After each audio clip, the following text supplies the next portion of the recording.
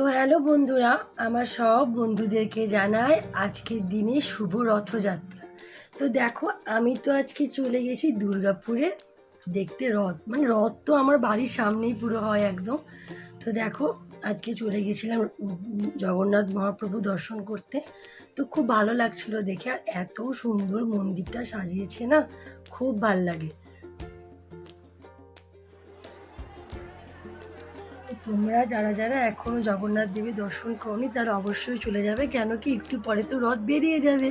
তো সত্যি এই মন্দিরটাতে এসে না আমার খুব ভালো লাগে।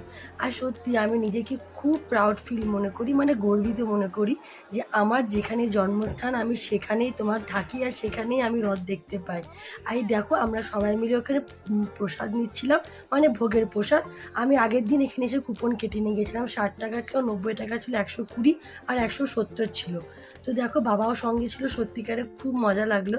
আর দেখো কত সুন্দর সাজিয়েছে মন্দিরটা। তারপরে আমি চলে গেছিলাম আজকে একটু খিচুড়ি খেতে, মানে এক জায়গায় তোমার ঠাকুরের প্রসাদ খাচ্ছিল। তো সেখানে আমি আর বাবা আর মেয়ে সবাই মিলে ওখানে ভোগের প্রসাদ খেলাম। খিচুড়িটা একটু ঝাল ছিল, বাট খেতে কিন্তু খুব সুন্দর হয়েছিল। তো চলো বন্ধুরা, আজকের মতন টাটা, বাই বাই, আবার দেখা হচ্ছে নেক্সট ভিডিওতে। আর তোমরা কিন্তু রথ দেখতে কিন্তু দুর্গাপুর কিন্তু অবশ্যই আসবে। এখানে কিন্তু মেলাটা কিন্তু অনেক বড় হয় মেলা।